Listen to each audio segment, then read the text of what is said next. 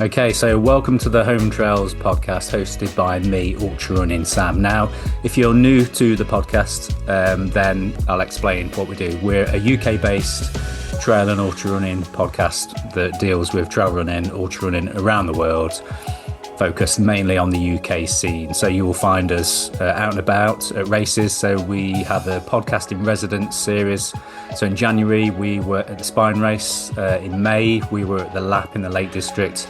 And in September, we were up in the Lake District again, doing 13 valleys. So check out those podcasts in residence. We also have the documentary series Home Trails, so starting with Jasmine Paris, Jet Scott, Kim Collison, Lucy Gossage. So go out and check out those feature-length interview documentary style podcast videos that they're on YouTube. So check them out. And there's audio versions as well. So dive into the content if you're new to the show. Go into the back catalogue and see those episodes.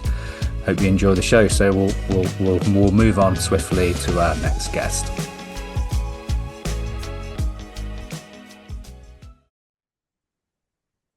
Okay, so welcome to the Home Trails podcast. So our guest this time is none other than Gary House. So I'm sure if you unless you've been hiding under a rock in the trail running world, you will know who Gary House is. So that's who we're interviewing today. But before that, I just wanted to sort of take a moment to thank all of you guys and girls that I spoke to over the weekends just gone at 13 Valleys. So we had a great weekend doing the podcast in residence, and there were so many people that came up and said that they love the podcast and they listen. So I can't name all of you because I'll struggle with names anyway. So appreciate everybody that came and said hello all weekend. So people helping out at the event and people that were racing and probably had like better things to think about than this podcast. So even in their tired states, they were still wanting to sort of say hello. So thanks to everybody for that. And I'm sure we'll see you another podcast in residence at a race very soon. Nothing booked yet, but keep your eyes peeled. Okay, so I'm just going to pause before Gary comes in. Okay. Right, yes, we are re-recording. So welcome to the Home Trails podcast, Gary House. Hello. I thought this was the house trails. That's one of your other podcasts. Gary Yeah, House in the house. the Gary House Home in the house. trails. That's my brother, Gary Hill. Okay. My oldest brother, Gaz Hill. But anyway, we're not here to talk about famous Garys. Um, how do you feel about the name Gary?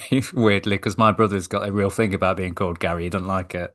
I didn't have any ill feeling or bad feeling at all until you get to older and people keep saying you're all dying or like it's an old fashioned name now, isn't it? Like you see comedians use it as in Gary, some dodgy geezer from Essex or something. Or Yeah. yeah. No, I quite like the name, Somebody. but He I was think so my oldest brother. He was his full name's Gary Kevin Hill, and I think he was more annoyed by the Kevin. I think, but it was named after Kevin Keegan. I oh, think. okay. Yeah, Yeah. that's weird. Two like quite prominent first names, to be honest. Mm, Because usually it's a bit more random, the middle name, but Gary Kevin sounds a bit yeah. odd. Unfortunate I'm with thing. him there, mate. But anyway, we're not here to talk about the woes of names. Um, yeah, appreciate you coming on, mate. And I know this is like probably long overdue. Probably should have had you on years ago. But and I thought I've got to get you on before you become so famous that I'll have to like book you through Joe Rogan or something. Mm. Oh no. The thing is with podcasts, no one can ever say no. So people are too polite. That's You can say no. You can say I've had plenty of people say no. oh, Sarah it's an Perry. excuse. It's an excuse. They don't Yeah. just put flat out no, do they? Yeah. I managed to get Sarah Perry on after asking her for like 2 years, I think it was. Kept, I'll check in with you in another 6 months. It's like, no, don't like podcasts. And eventually she went, Yeah. There's a few people I know that don't like them and stuff that yeah, at some point you're gonna have to pull their fingers out for me, I think. So got to be done, and it's got to be done. I think we're in this age that we're in now in trail running that everybody is viable media, aren't there? And if you can't really hide away, can you? no, it kind of it depends, doesn't it? I guess. Yeah, it depends. Because there's so many different kind of podcasts out there. Everyone's got their own niche. I love podcasts anyway. So I'm Mm. probably similar to you.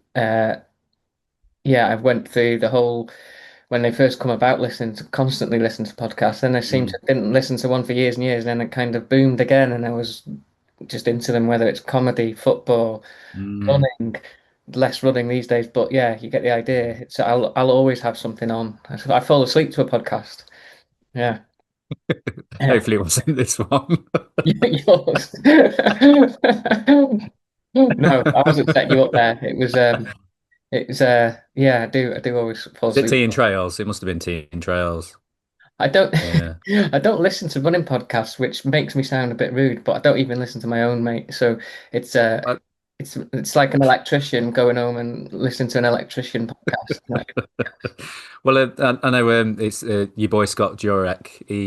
He puts every now and then he cycles that post out that he puts out about the only person listening to trail running podcasts are other trail running podcast hosts. that yeah, that's not That not a could be bad true, but you're not. Yeah, you don't yeah. bother them. Yeah, but people start them because they're fans of podcasts usually, don't they? So they want to do Yeah, their thing.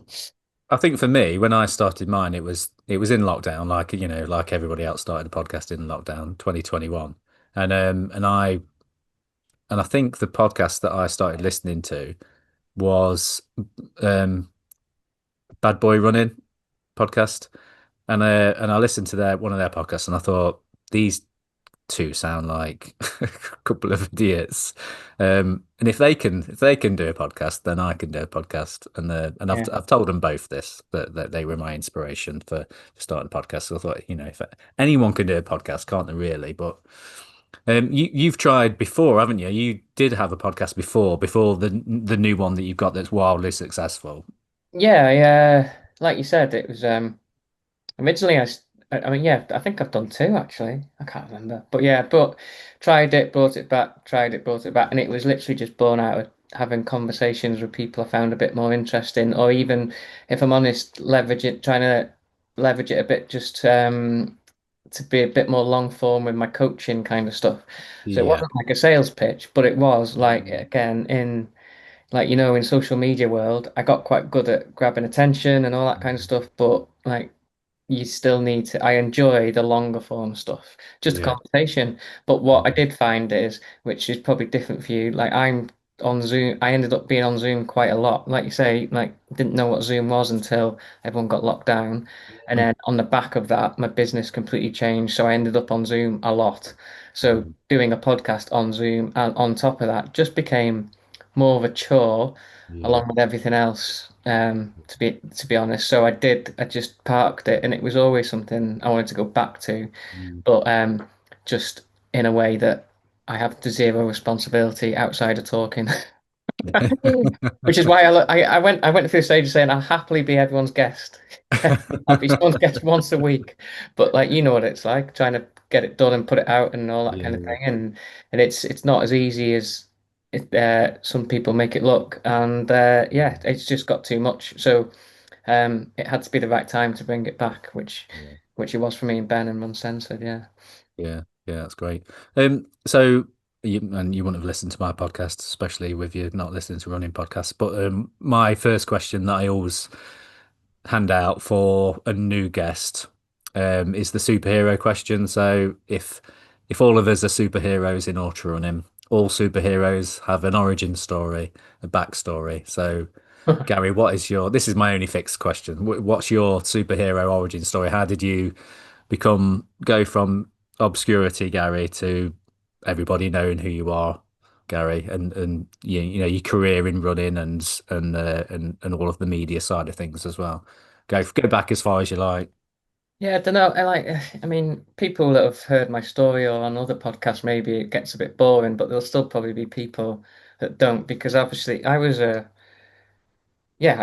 coaching runners for 10 years before anything happened on Instagram. So Mm, so it's so it's so when I started getting into coaching, it was literally you only know this with hindsight, it was more of a necessity because I at the time I used to play a lot of football when I was a kid, and I used to go out when I was, like I said, kid, late teenage years, Saturday league, Sunday league, with the lads. Loved that environment and all. And yeah, I moved to Manchester for work. I just wanted to get out of where I was, like a small town in North Wales, and do something different. And I had an opportunity to completely change direction.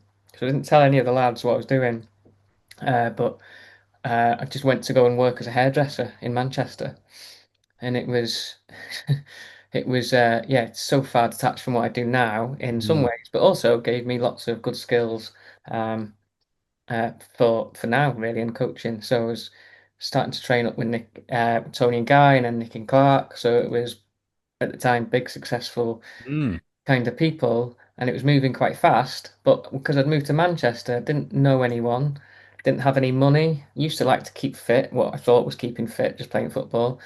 So that was taken away. So instead, I couldn't join a gym, so I just started running down the canals of Manchester.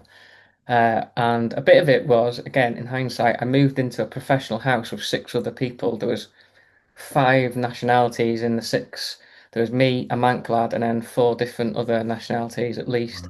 Wow. Um, so it was a real mix, right? And I'd not experienced that before. So a lot of the time, I think I was just literally going out the front door, running, and so to avoid kind of awkward conversations and stuff. And then I'd run back home, and I'd literally there was no watches or anything. I'd look at the clock at the bottom of the stairs, put my Nike Air Max on, run, come back in, and just look at the clock and see how long I'd been. And it would get a bit further, a bit further. First Mm. time, same as anyone else. Just like I remember thinking I was fit, running for 20 minutes, had to sit on a bench next to the canal, and some old dude just, which was probably about 40, so probably my age, ran past, like nothing of him, like vest, club runner, Mm. absolutely flying, more than twice my age. And I was like, right, okay, how do I do that, basically? And then I was hooked, buying books, going on courses, spent all my redundancy money, which is a different story, on courses and mentorships so that I could be a personal trainer at first. That's because there was no, it's not like I wanted to Yeah. be a run coach. I thought I could be a good personal trainer, just talking to people, right? That's all I do all day in hairdressing. Mm. Yeah. The Mm. best talkers, the best personalities make the best hairdressers usually. Yeah, yeah. Right. And then on the gym floor, that's kind of, I just applied the same thing. I never Mm. went to after clients on the gym floor. So I got busy quite quick by just hanging out in the cafe. So I was doing the same thing, just hanging out with all the women in the cafe, chatting. Because you don't want to be that guy going up to people on Yeah. the treadmill like you Mm. taught on these courses, yeah, Mm. which most people will have experienced. I was Mm. the guy that just sat in a cafe and everyone wondered why I was busy all the time. It's like, well, that's where they relax, that's where they want to Yeah. chat. That's where they'll open up to you. And it was a bit of a sales tactic, but it was true as well. Like I remember spending, I'd like £10 in my bank account and I'd buy someone three coffees in that day just to have a chat with them. Um, so yeah, that's if you're talking origin stories, Mm. that's kind of where it started, mate. Yeah, and then it obviously snowballed from being a 9 stone runner with some average results, attracted the runners. My friend Rob, who was great, he was like a rugby league pro. He was a personal trainer there. If you want to get big, go to Rob. If you want to run a marathon, come to Gary. That was Mm. it. Yeah. Perfect. Yeah. Is it interesting that I'd forgotten the bit about you being a hairdresser for a bit. Yeah. And it's So would I. I always forget until someone asks. My wife, Kate, she's a hairdresser and she's a very successful hairdresser Oh. because she's, like you say, it's the personality and she's a good Mm. listener and a good talker. So at the end of the day, she's absolutely exhausted because You'll know how hard it is. Like you it's only not listen. like yeah, everyone that I work with the best ones were just exhausted brain mentally Mm. and exhausted from being on your feet all day, Mm. and it's yeah, it's hard work. But yeah, like you say, so you've got to love that side of spending time with people. Yeah, yeah, so which was great for transferring that to coaching. So talk about the sort of I'm going to call it your meteoric rise to fame. So when I first started following you, I followed you through our mutual friend Ben Wells. You know Ben, don't you? Okay. Ben Wells. Yeah. So this is the second time I've mentioned Ben Wells He's this that week. cyclist, isn't he? He is that cyclist, yeah. I mentioned him to Matt Ward at 13 Valleys, and he Had was the same reaction. yeah. Who? Never heard of her. Yeah, so he sort of introduced me to you as when I was playing with the idea of being coached and stuff. So I was looking into what you'd done, and I think you probably only had probably like 10,000 followers or something at that point. But I was noted that how hilarious your Instagram page was. It And it's was like I posted that crap for years, mate, to be honest. That on Facebook first, and it was yeah, and it was I remember ticking over to 1,000 followers. Weirdly, on Facebook I posted it and I went from 0 to 10,000 very quickly. Just mm, must have caught the end of the algorithm when you could post anything and people were mm, and that's why I started posting videos, if I'm honest. It was Facebook for my local coaching business. mm, Yeah. So it was there was so what was quickly happening is I was I backed myself as a coach, but no, you fuck all about business, right? So I got a business mentor quite quickly that I already loosely knew, um, and he had experience in building massive boot camp franchises in UK. mm, Yeah, the boot camp king, Paul Mort. So was with him from very early on, and I remember I was coaching at the time. I'd moved from the gym and I was outdoor coaching runners now, but like as in general population, people that want to lose a bit of weight, get fit, don't want to join a gym, yeah, want to run, but a bit scared of going out in the day and stuff. So I started originally just doing sessions for those people. mm, But to get it out there, back in those days, you could build an audience quite quick on Facebook locally. Yeah, mm, and Paul and his team t taught me how to do that, and it was through pictures and stuff like this. And then one day, in the private little Facebook group that we had, I did a video, and it was me doing impressions of different runners, not personally, as in like types of runners, right? Yeah, the guy who goes off at the start and all this kind of mm, thing. Yeah, and they said, "Oh, I dare you to put it on the page." Put it on the page, and it had like 250 views. It's like, oh my God, that's mental. Yeah. So I put another one out and it got like 1,000 views. And then Facebook started building me an audience that I could target. So it was quite strategic in the end by mistake. Um, but you could spend £5 a day on targeting those people and get 50 email addresses a day back then. Yeah, mm, without the GDPR and all that kind of stuff. mm, Um, so yeah, that was how I was building my business. Instagram, I was very late to Instagram. I just mm, used to post my own um running stuff, I guess. Yeah, typical photos and stuff. Didn't use it. And then again, once the Facebook algorithm changed, someone said you need to start pushing Instagram now. Yeah.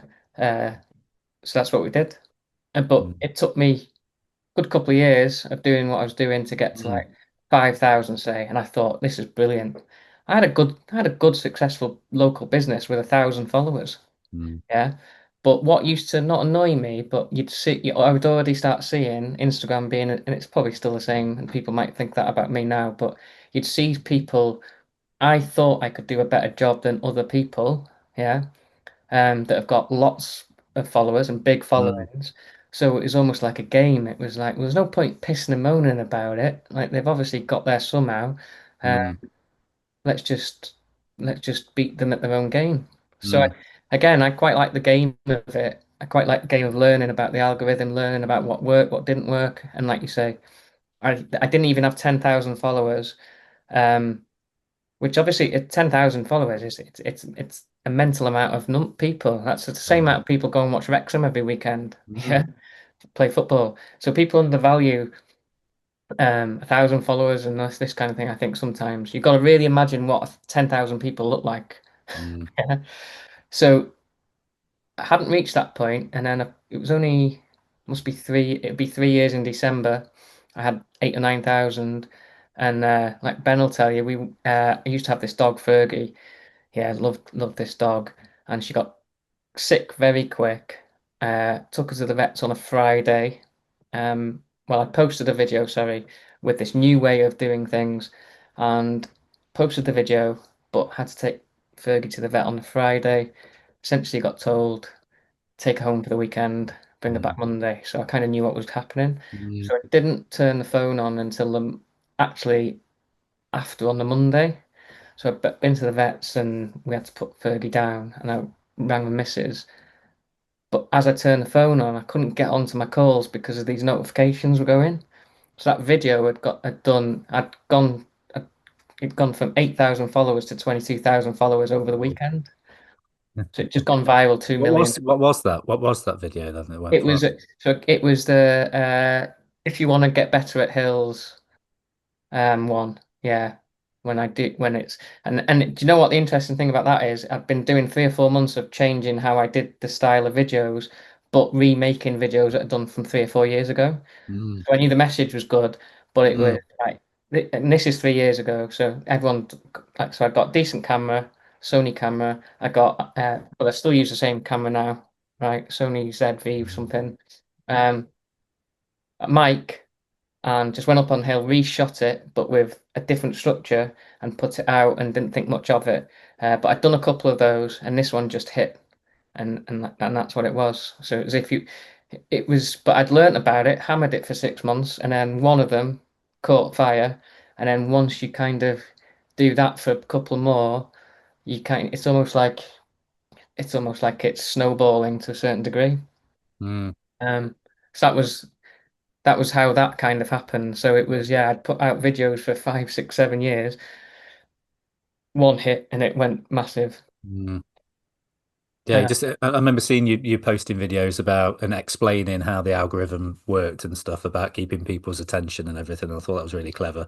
yeah, Um, so do you have people coming to you and asking you how you've done that? And I know obviously I've asked you as well, but yeah, I do now, and I've helped like other people. And because the thing is with me, like when I used to the business stuff, I just find someone who'd done it and I'd literally send them an email or Instagram them or get to be their friend somehow and go like, look, how much is it going to cost me to spend a day with you? Mm. Not interested in long-winded courses and things like this. It's Mm. just not the way it doesn't go into my brain. Um, so I did the same with a couple of people over the years. Uh, Paul Mort with the business, James Smith for Facebook, which most people will know now, yeah. But when he had a couple of million, uh, a good friend of mine now, Brian Keane in fitness, uh, Sean over in Ireland. All these people, they're much bigger than what I was. They've done it. So it was like, look, can I spend a day or half a day with you? Mm. Most people say yes. So now Mm. people do end up asking me. Sometimes it's just a friend, and I'll help them as much as I can. But it is always changing. So you could listen to this podcast now and do what I did 3 years ago, and it's not Mm. going to work because Mm. obviously people catch up and it changes again. Mm. And what keeps people attention now, or do you even want to keep people's attention by jumping around as much? Yeah. Or honestly, you could go on all day. Once you get to a certain level, almost like me, it's like, do you want to be posting every single day? Not really. Um, Mm. you need to let it breathe. And do you want to choose quality over quantity? All these different things, mate. But what I did enjoy is just learning about it. I took a full year of just learning about social media stuff. And then, yes, there's a physiotherapist local to me. She's gone from like struggling at 500 followers. She's got 30 plus thousand followers now because we come up with mic'd up with Meg. She's a physio. She does mic'd up with Meg. So her sessions are mic'd up sometimes. Mm. She does rugby sessions as well. So she's on the sideline and it's really interactive. I was like, you need to do mic'd up. Do this mic'd Mm. up. Me and her did one mic'd up and it did well. And then so she could give her the confidence to do that. And I'm not saying that's why she was successful in business anyway, but now social media is as well. And it just gives her options. Mm. So, and there's other accounts that I've done it with, but it's hard work. It's not just posting every day.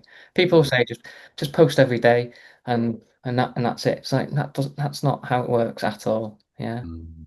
That's And you interesting. and you could and you could do and you could do everything I say and it's still not kind of work. So you've got to detach yourself from the numbers because I've done ones that I know almost like this the same blueprint from what has worked in the past and almost better and I think is better value, but it won't do as As well. well. So Mm. you just post regardless. And if you're Mm. tweaking something or learning something, or like you've seen some of mine probably that I always post ones that make me laugh. Mm. Yeah, those ones I usually will.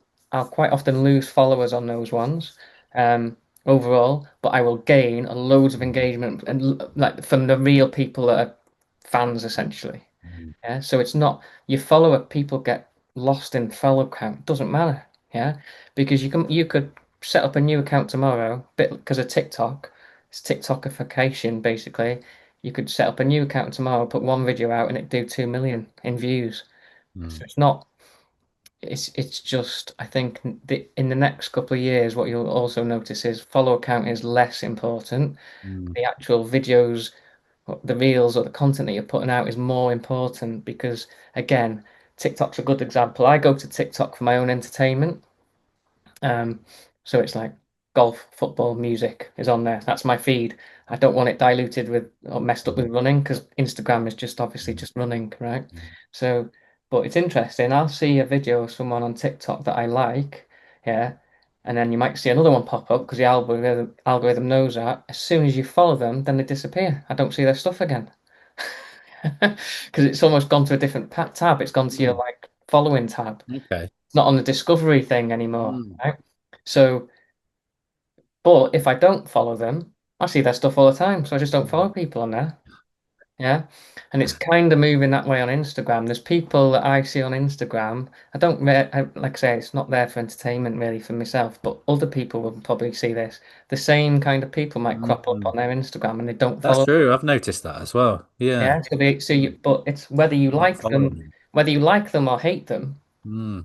you're spending time on their video for Mm. usually, or the Instagram are really hot on your network of people, what they're consuming, they will feed you, Mm. whether you like it or not. Mm. Yeah.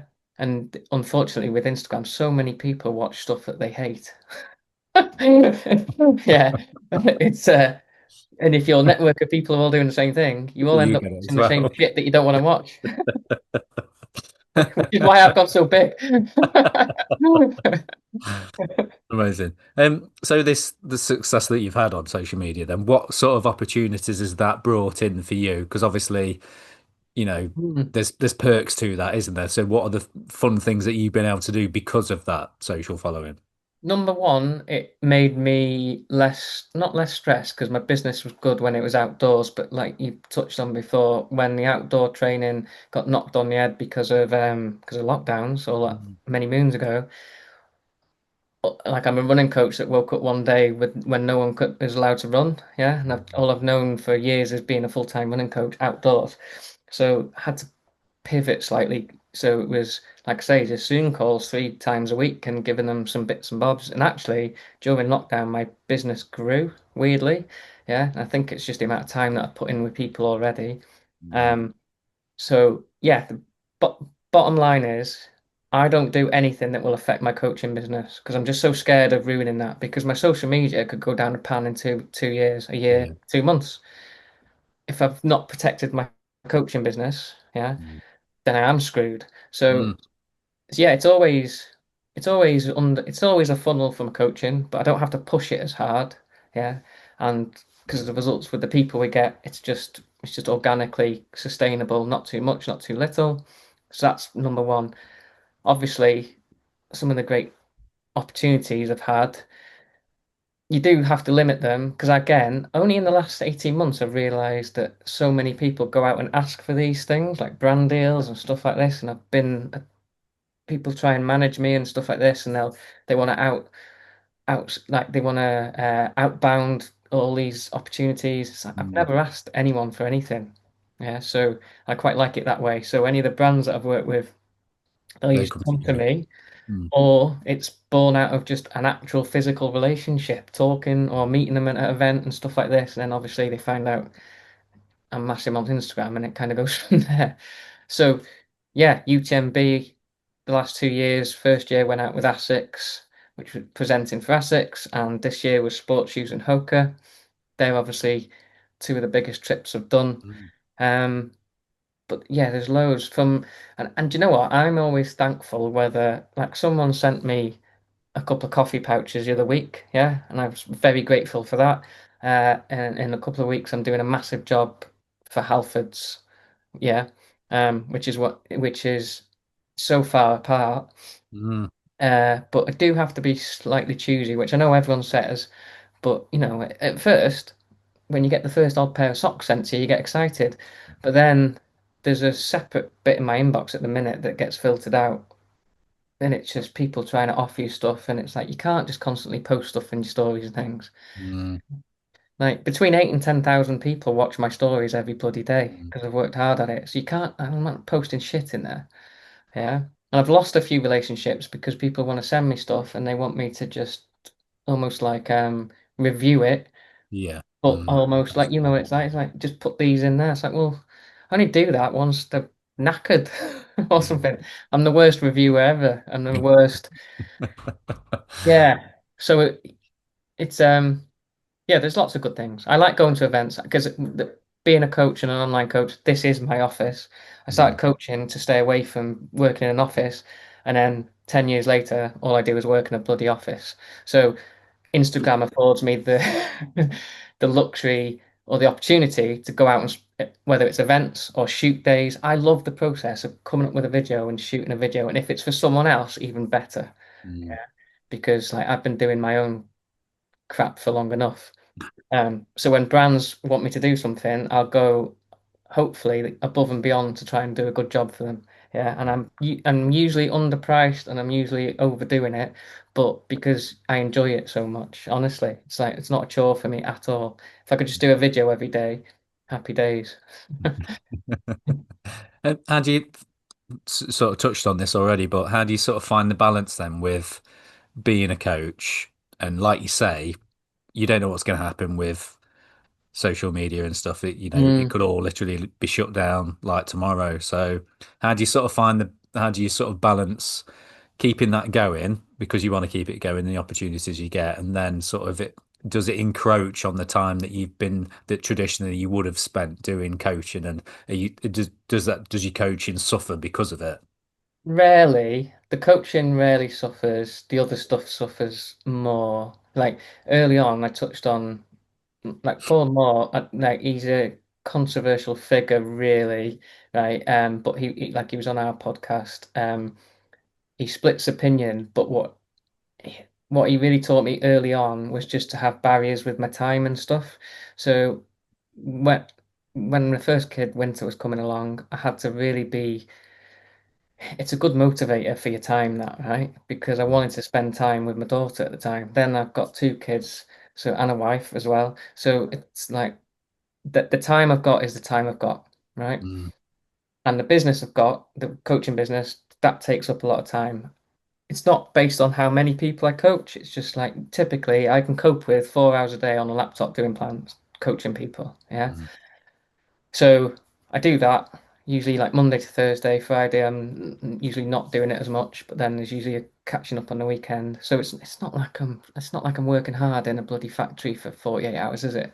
mm. But mentally, 4 hours a day is where my That's it. sweet spot, I think, Mm, which then affords me because remember I got to this point by doing a lot of videos and I was doing my coaching and doing a video almost every day. Yeah.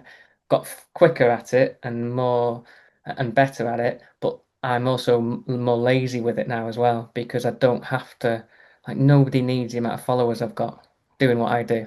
mm. There's no difference now between 50,000, 100,000, whatever. Who cares? Right? Yeah, I Getting the suppose once you same, get to like a threshold of a little followers, bit, I think, doesn't mate. make any Yeah. difference. Yeah. If I was going to push a product, my own product or something, yeah, you want to get up there. Mm, I don't sell that kind of stuff. I only exchange my time for money, so there's a limit. Yeah, I can't outsource my own personality and stuff. And a lot of my coaching is based on group calls and me talking and experience. Unfortunately, I'd love to have a stable of coaches. Yeah, but it's mm, just not me. I just don't want that stress. mm. So yeah, usually it's like and don't get me, I'm not inundated with offers. You'd be surprised, yeah. You get because I'm not asking for brands and stuff. Mm, Maybe it'd be different if my income relied on brand deals. Because I've mm, seen that as well. People do really well on TikTok and Instagram and stuff, and they've got a good job, and then get some brand deals in. They think, hang on a minute, this is good. So then they ditch their job just to do that, which Mm, are no problem. But two things happen then. Their income relies on the brand deals, so they've got to sell themselves out, okay? mm, And what made them relatable in the first place, work hard, train hard, making videos, is no longer the case. Yeah. mm, And they've usually upscaled the products that they're getting as well. And this isn't right or wrong, yeah, because again, if people are making good money out of content, I'm all for it if it's authentic, bottom line. Yeah. There's not many people in the running world. I know everyone takes a piss, me included, but it's not like outside the running world where any Z-list celebrity can push anything mm, and sell a load of it. You do mm, get called up in the running world if you're pushing shit. mm. So, or you can do it a couple of times, and then you'll just then you it doesn't your audience drifts off, right? Yeah. So yeah, I can't remember what you asked, but the bottom line is it doesn't it the Don't coaching let it interfere side, with your work. Yeah. like you put, I am always probably a bit too scared to encroach on the coaching. Yeah, like I don't talk about the coaching as much as I probably should do on my social media these days. But it's like I'm quite happy having the connections with the people I've got in my WhatsApp groups and the Mm, emails and all that stuff. Yeah, there will be a time probably where because me and Ben have talked about doing some more stuff together, that I'd love to split it a bit more even. Yeah. And that's, do you know what? It's only because I love spending time with Ben. Yeah. I'm, like I say, I work in an office of one. mm, So, when I go and get to do this stuff with brands, or I'm working on jobs with Ben, or hopefully in future we do more stuff together, it's selfishly because I quite like doing that stuff. Yeah. mm. Yeah. Yeah. Yeah. You've got to do stuff that keeps you entertained and engaged, haven't you? Definitely. Yeah. Most of the time. Yeah. Like, you can, yeah, I've done a few jobs where it didn't really entertain me, or it was just a bad fit, and I can spot them a mile off. So that if I can spot them a mile off, other people probably can. Yeah. Mm, Obviously, you always sometimes there's different restraints and stuff with different brands, but yeah, I just try to, like I said, I'm not knocking on doors, so I can't comment. I know I'm good friends with people that do knock on doors and try and work with all different brands, and it just seems a mm. bit exhausting, to be honest. Yeah. Yeah. Fair enough. Fair enough. Yeah. Yeah. Um, so leaving that to sort of one side then, what about your own running over the years and because you've had a bit of success at races and stuff, but how's your I know you obviously had like a very public DNF recently and stuff at Was Tour. it? Was it that public? Well, everyone seems to know about it. So, but Yeah. your own running sort of over the years, so have you managed to sort of keep that, the social media side of things doesn't encroach too much on your own running, or have you sort of found a healthy balance with that? Yeah, it was do you know what? When I found running, I never used the word yeah, well, I was obsessed. I wasn't like that that was all it was. If my body let me run every day, I probably would have. As Mm, in run a lot every day.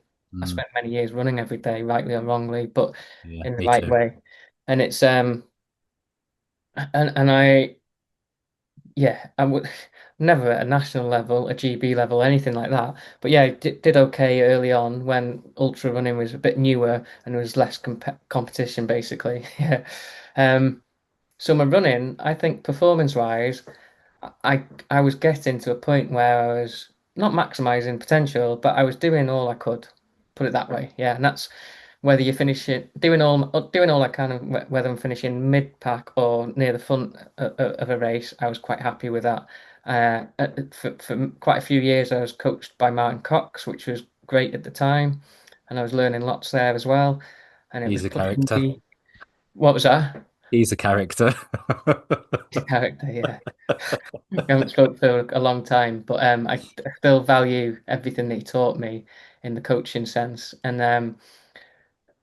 yeah, and I got to, and again, like luckily I built a life where even when the kids come along, I was essentially self-employed, so that didn't Mm, impact me much. Yeah, I could still train and everything. It only impacted me when um yeah, I just definitely when my second child, Wilder, come along, I just really had to push the business a bit more. My wife was in a very stressful job in teaching, and it was like I'm being wasn't being selfish, but there was a tipping point. If I work a little bit harder, my wife can work a little bit less, and she can take a couple of days off, Mm, look after the kids, which isn't, I'm not going back to the dark ages. Like I was doing all the school runners and everything because obviously she's a teacher. mm, Um, so I'm trying to run a business and train between nine mm, and three or something, mm, right? So it worked both ways. Like if Charlotte can do a couple of days with the kids, I can work a few more hours, mm, yeah, earn a bit more, everyone's happy. So at that point, my training. I just think the races I wanted to do were more for experiences, for cultures, for I'd pushed hard, I'd got okay results in races, but I went through definitely a year after lockdown when everything opened up again. I was helping people on rounds. I just wanted to do a couple of races that I wanted to do.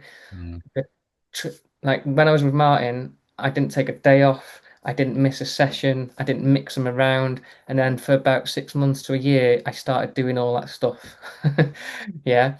Um, so it again, it told me and probably told him that yeah, just I just didn't have the capacity to push as hard as I used to. mm.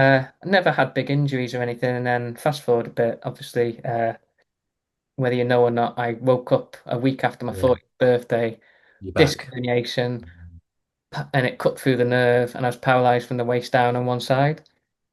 So that'll be 2 years in January, and still now I've got lasting nerve damage in my foot and my calf. So every run, every race that I do is I say it's a bonus, but I've worked hard to get to a point where I can do it again.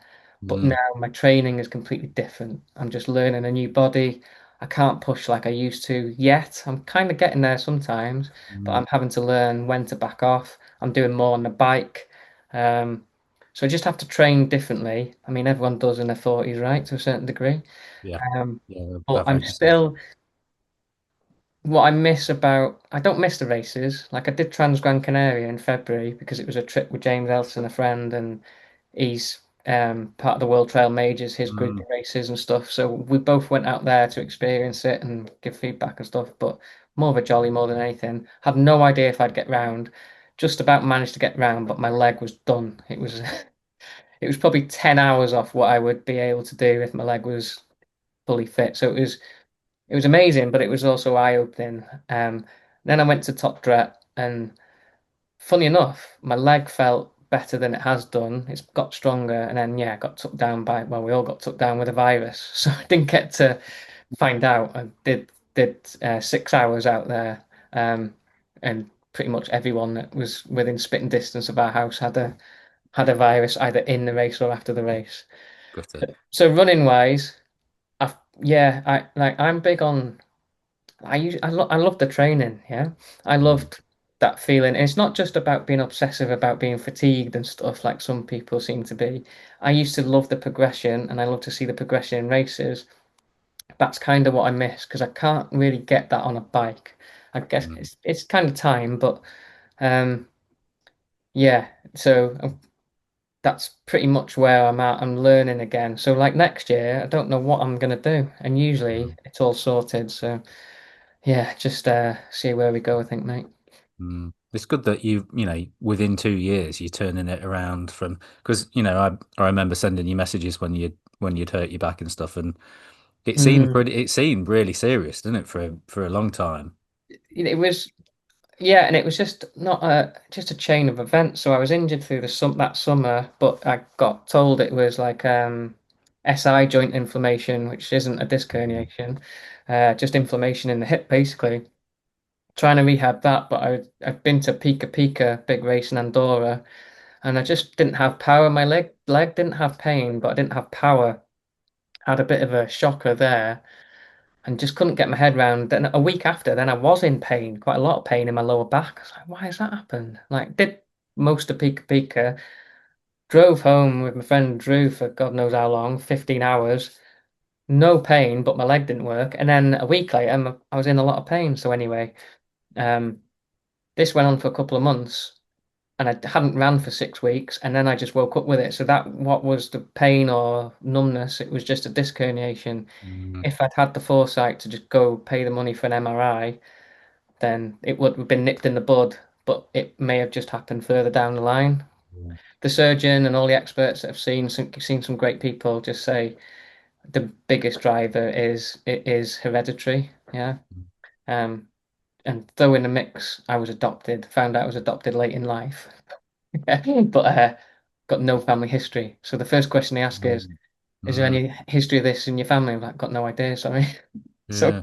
so I can't even investigate that side of things, to be honest. Mm, So, so yeah, I mean, it was serious because I was literally gowned up for surgery, 10 minutes away from surgery, and the specialist physio strangely has been a medic on some of the races, and I could hear her with the surgeon saying, "Don't you think we should hang fire and stuff like this?" mm, They're almost arguing, but I've got the decision.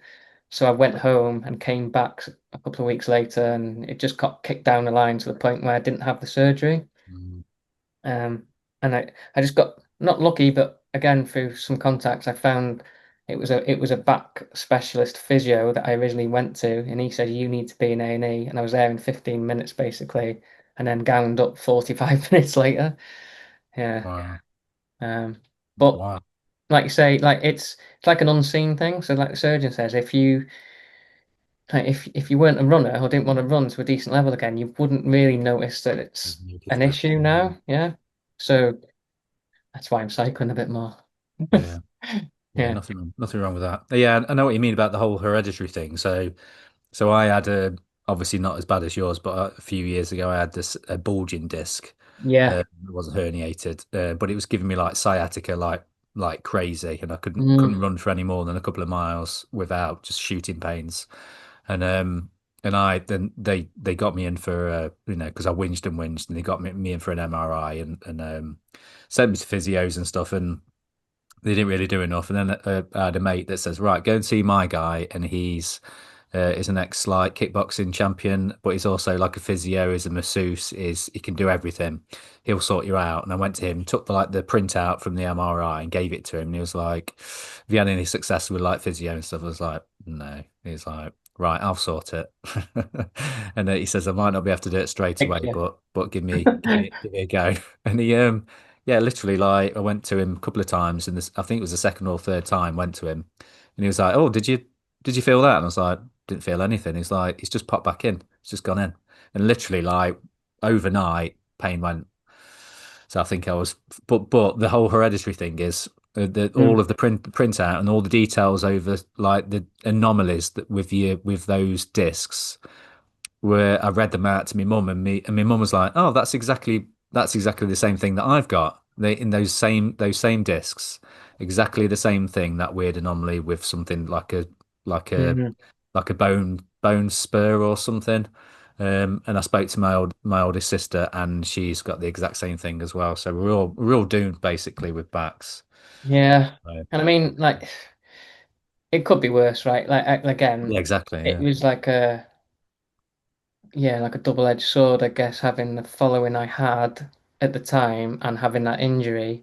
I didn't really want to be on social media, but at the same time, it was like, Mm. because Yeah, that journey. not because I wanted not to tell people. I didn't think it was that interesting. Turned out it was interesting for people, Mm. right? And then, but also you put out something like that, and obviously my messages were either ranging from a miracle cure where you'll wake up tomorrow and you'll be absolutely fine versus I had the exact same injury 30 years ago and I've never ran a step since. And it's like, Uh, I don't want to hear either of it if I'm honest. So I just didn't look at DMs for a very long time, if I'm honest. I had a list of friends and that was it. yeah. Um, but yeah, it did help. It did because I was used to making videos and stuff. What I did find it's again selfishly, it was almost like it's quite nice to see the progression. Quite nice to see me coming away from pain. Quite nice. Like again, I did a podcast with Ben that got on with Uncensored where we were going to talk about injury. I ended up talking for well over an hour just about my injury from start to finish. He Mm. essentially just listened to me, asked a couple of questions, and it was like a therapy session.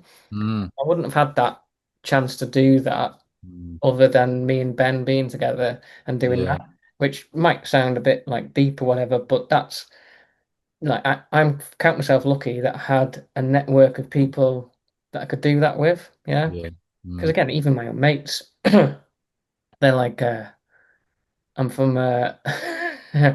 my actual mates that I grew up with, which is probably like everyone. We're still very close and everything, but it was it was basically just piss taking, like when you're gonna get Mm. back running and stuff like that. I'm like, no, it's actually quite serious. I don't think I'm gonna be able to kick football again with the kids. And it was like, oh, fuck, you'll be. It's like you can imagine, yeah. So I needed that, I think, and Mm. um, I also needed Ben's shoulder to cry on at the time as well.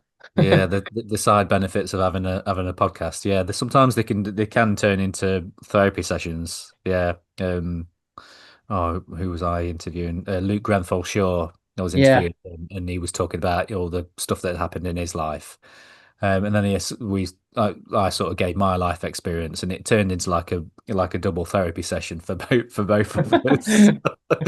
Who's got the worst life, and who's had the worst thing happen to them in life? Yeah, we won't that start that conversation again. the thing Um, is, if you have a podcast with runners and everyone's 19, 20, it'd be different conversations, that's right? true. No one's hitting 30, Yeah, 40 without at least some yeah, kind of some thing, trauma. going through some kind of troubles and stuff and challenges. And at that time I get to do these talks, I usually say that like you get Mm, people that are low on confidence or anxious about running and don't want to be seen and all this kind of stuff.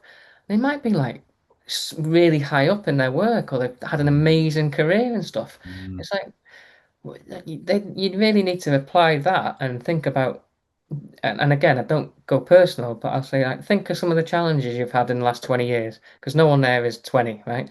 Um, and it's like you got through it, so just mm, back yourself a bit more. And mm, it's just sometimes a bit drilling down a little, as simple as that. Yeah, people can get have a bit more confidence from that because I'm bullish and almost like just it's not a confidence thing. It's just like yeah, it just doesn't. I'm not that emotional. I don't think. Yeah, which my wife will say is not a good thing until the time where it probably paid off when I had this horrendous injury because it was just like take each day as it come. Like what can I do today? Dragging the dog round, that kind of mm, thing. Falling over everywhere in the village like I was 90 or something. Um, but actually looking back, it's like if I was one of these people that are very, very up and very, very down, I'd have struggled a lot more. So I mm. do feel for that kind of personality. Yeah, yeah. I suppose that's when it helps. Yeah. Wow. Um, when we were arranging this podcast, I gave you a list of things that I wanted to talk to you about, and you joked that it was going to be three podcasts worth, and you're right. You're right. It's too much stuff to talk about. I have got some more time if you want to crack on. Yeah, they're not home yet, so just but yeah, yeah, um, I thought I'd best include we'll talk about the Scott Johnston stuff another time because I think that will be a long conversation about that yeah. during the. Or a short one. Like it's like again that when did he write that? I mean, I'll keep this short. Honestly, I promise. He kept that book that come out, Uphill Yeah, Athlete. I remember, look in. that's one of the only books I had a big clear out not that long ago. It's one of the only books I've kept. It's under the desk now, Mm, and because for my brain it was amazing because you could take chunks of it, and I didn't mm, go all in on all of it to be honest. mm, But what I loved is taking inspiration from outside of running. Um, I know this is different to the fatigue resistance thing, but it kind of is the same. Because what I was doing, I was a lot of the time in my own coaching, physical stuff. I was taking like my old football sessions, and I was big into cycling when I was younger, and almost like cycling physiology into running and stuff. And it was mm, almost, I always think coaching is yes, there's obviously basic physiological kind of rules, but also there's a lot of art to it as well. mm, And God time I've heard him speak and stuff, it's like it gives me the confidence that not on his level, but yeah, it doesn't have to be hard and fast rules. mm, And you have as long as you can. And I say with my lot, I've tried sessions before. It's like, I don't know if this is going to work, mm. but let's give it a go Right. because I think it's going to help your race. Mm, And then listen to him sometimes, and like I say, that fatigue resistance thing isn't new, is it? He'll tell you. mm. He was talking about that 5, 10 years ago. Yeah. Um, I think what people are coming round to the fact is, I don't know what you're going to ask, but more, it's not that you're just knackered all the time and trying not to be knackered in a race. It's like being strong enough to perform Mm. a little bit more, yeah. Which is why sometimes I think you get people good in the gym or good in other areas of sport, and they come into running later in life, and it's like, why are they so good? And you've Mm. just been working on your bloody running for so long. You're still going to get knackered at some point, unless you work on the other stuff. Yeah, it's true. But we can't all have quads like Rich Gill, can we? No, no. He's I'd got his like legs on like the to. wrong way round, mate. He's got his hamstrings on his shins. That's They're got upside down, his legs are, I tell you. yeah, it's got good quads. Yeah, I was just so that's great. I just wanted your opinion on that because it's it's a bit of a not on Rich's legs, obviously on the thing. Um, but then I suppose a lot of stuff is just cycled round and round, isn't it? With like Yeah. Look, like the high cut. if you have the winner of the male and female UTMB Yes. race in 1 year, then you could fucking say anything and people will follow it, right? Yeah. But yeah, Yeah. he obviously knows what he's doing. Yeah, yeah, and like I thought it was interesting. So the like the whole high carb thing, that's been around for ages, but it's become fashionable. And I interviewed Paul Booth, and he was saying like there's so much quite rightly, there's so much focus on that for ultras, but everybody's kind of forgetting what we used to do, like doing bits of fasted training and working on the be able your fat utilization and stuff like that. And he Mhm. says that that'll You, probably come full circle again you're in the not allowed future. to say that these days, are you? Like go for a run in the morning with just having a glass of water. But then I coach a load of mums and dads that fucking have to run at 5:30 in the morning. So what, Yeah, getting up for exactly. What are you porridge gonna? at 3 a.m. It's Yeah, like as long as you fuel yourself well through the day and afterwards, it's a bit more nuanced than that. But yeah, like you that's it. say, Mm. you've also got to earn the right to chuck 120 grams of carbs an hour down you. Like if you're just going for a windy run, jog around Yeah, because you're not at that performance level, you don't need 120 grams of carbs. flipping don't know. There's a lot of fads. So yeah, I'm aware of your time and stuff, but what I wanted to do was include. I got some questions from the guys and girls on the home Not Ben trails. Wells. Not Ben Wells. No, that'd just be about cycling. He'll just be From moaning about something. he does like a good moan. Um, so questions from the home trials WhatsApp community, which is new for us. We set up a WhatsApp That group sounds good. for a community. So there's loads of stuff on there, but most of the time it's just loads of banter, which is obviously what it was going to be. But I asked on the chat today if anyone had got any questions, and Gaz came up straight away with this question. He said, "Should Amarin walk?"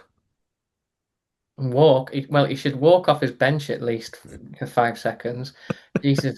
Um, yeah, get off his ass. My honest answer is no. Like Yeah, it's like I mean, what do you do with it? Do you know what? Don't get me wrong. I've lost all confidence in Amarin. Yeah, yeah, it's hard. I have lost confidence in him, but there's no point in sacking him right now. I don't think yeah. they've made their bed.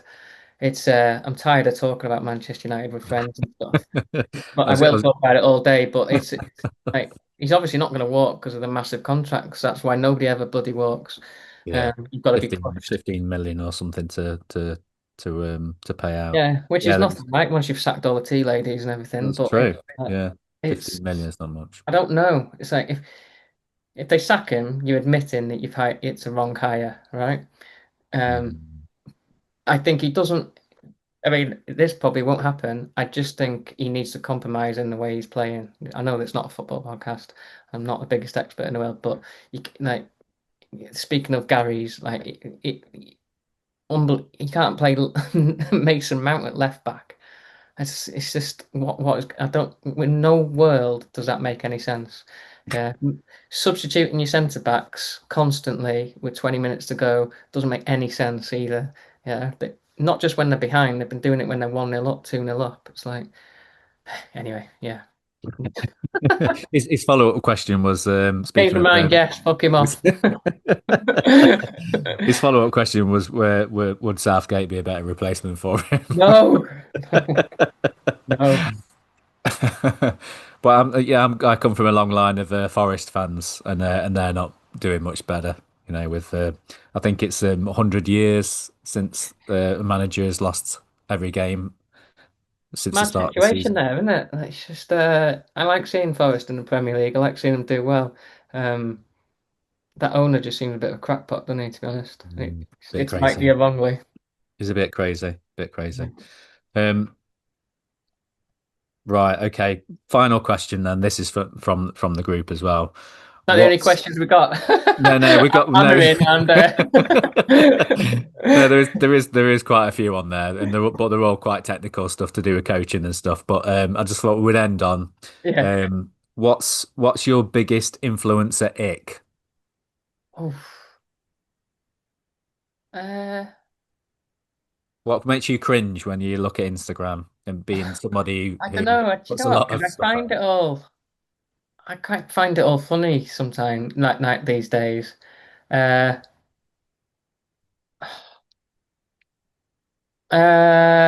good Maybe you question. don't have anything that makes you No, feel. it's weird because if I see something that is an ick, it makes me laugh, and I usually want to make a video of it, so I enjoy it. Like, yeah, but I do less of them these days. Just don't want to offend people as much. But the like the run fits do crack me up. Yeah, the run fit checks, they do make me think like grown adults doing these fit checks. That is probably top of my list, and I'll defend that till the day I die. It's like if I showed my 7 and 9 year old that because like they've seen the odd one of me doing the video, and my daughter takes a mick out of me. There's a video doing not doing the rounds, but there's a video of my daughter taking a mick out of me doing that video taking the mick, and it's like I couldn't possibly do a serious run fit check. Um, I've got mates like they mustn't have mates. Like, how can you walk into the pub after doing that? It's just can you imagine doing a run fit check and then going and sit and having a pint of Guinness with the lads? Oh my God. I've done some stuff, mate. Yeah, yeah. Just on that point, then, what does your family think about It's your funny, current yeah. So videos? obviously, outside of the swearing and everything, don't let them get involved. But there's been a few videos where my son Wilder holds the camera, or quite often my wife's got involved, and she's at the point now where it's like I could do literally anything in the house, in the street, whatever. She doesn't. There's just expressionless. Yeah, it used to be, what are Nothing you phases doing? You her. cannot do that. Yeah. But then we've had a few nice holidays, so she's not happy. Joking aside, she She's all backs in. it. She She's backs all it, in. right? Because what she doesn't like is I don't think she's in now. I think she's just gone to get the kids. But um, I like I said, I like the process of doing it. So when I shoot these videos and stuff, and then I'm sat in the office here and I'm doing the editing thing, she'll quite often either have watched me or heard me laughing, and she's like, "Are you laughing at yourself again?" And it sounds bad, but I genuinely am because what I had in my head has actually turned out, and it's whether everyone else thinks it's funny, I'm sat in the office laughing. So Yeah. that is a big turn off for her, I think, talking about X, me laughing at my own jokes on video. Can you listen to your own voice? Because I Rarely. quite That's I one thing I quite don't like. Yeah. yeah, because I've got used to listening to I always listen weirdly. I always listen through to most of my podcasts that I do. I'll listen to when I'm running. But Yeah. mainly, I started to do it just to make sure there was no like major mistakes in there. But sometimes, I don't know if you're the same. Like you'll interview somebody, and sometimes you don't always take in the information. You're Mm. thinking about what you're going to ask next, or the conversation goes in a different way. So sometimes I'll listen back to a podcast with somebody who I found interesting, but at the time I didn't take the information in. Do you Yeah, do I'm it? fine now. I don't, do you know, I don't, I mean, again, because we've got Chris producing it and stuff, I rarely have to listen to it. But you're right, when I was doing my own, I listened to a great podcast about making podcasts, and I never used to listen to them back necessarily, never used to edit them. I just, whatever we talked about, we'd go out. But then the point was made if you listen back to yourself, you might pick up little ticks, as in you might say the same word over and over, or lots of ums or something like this. That's what So I do. Lots so of you'll, you'll pick up on those and hopefully try and iron them out a little bit. So I did used to listen to them back, and it used to annoy the tits off me. So that's essentially, I went through a big stage of leaning into that whole monotoneness on video because I am quite monotone anyway.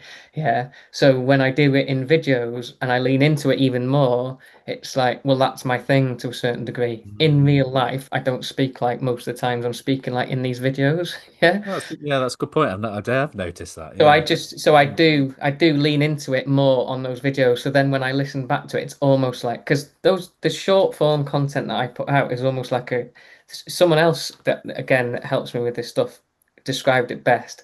It's like a caricature of yourself, which it is. I don't go around behaving like some of that like that a lot of the time, Mm. but it is just but it's not far off the truth. Yeah. Mm. It's like how do you catch a liar? They're usually telling a story that's not far off the truth. I always Mm. think it's a little bit like that. So it is me, but it's an exaggerated or version of me in the monotoneness, in the kind of sharpness and stuff like this. And yeah, so that's how I got around that. Because if I tried to completely change my voice to something that I like more, like I think Ben's got a lovely voice to listen to, Mousy, right? Yeah. Take out the shocking accent, but he's got a much better like podcast radio voice than me, I would say. He doesn't like listening to himself either. Who does like listening to themselves? If you do, you've got a bigger problem Got than issues. anyone else, I think.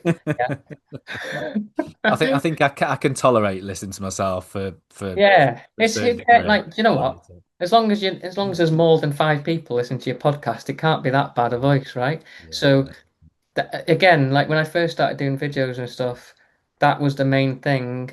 I still to this day, I don't really like doing those voiceover videos Mm. because I find those more difficult because I Mm. don't like listening back to them. Yeah. But if I'm playing up a little bit, I can listen to it because it's not me, if that makes sense. It's Yeah. just an Yeah. Yeah. extended version of me. And like you Yeah. say, that's why I don't listen to the podcasts unless I either A found it really funny at the time, because I like listening back, or B, like you say, not miss something, but just Mm. wanted to listen back. Like there's a couple we did on orienteering with Kay and with Tom, the fell runner, that I just found really interesting. And at the time I found interesting, but being I listened to it in the car at some point. Yeah. Yeah. Awesome. Yeah. Right. I've just heard the car pull up. My kids are back, so it's going Okay, to get mate. noisy. So we'll wrap we'll wrap it You've up got the there. dentist too, haven't you? Yeah, and I've got to go to the dentist at You're quarter getting past turkey 4. teeth. Oh yeah, absolutely, yeah. No, no, just a checkup, so hopefully it'll be fine. Yeah. Well, Yeah. cheers for coming on, mate. I appreciate that. With it was long overdue, but I've still got a list of things that we need to talk about. So I'll be pestering you to get you on again in, Yeah. whenever you're free again. Yeah. When you run out of people again, just give me a call, mate. Cheers, mate. Enjoy your weekend, and I'll catch up with you soon. You too. Have a good one, mate. Cheers, mate. See you. Bye, bye, Bye bye. bye.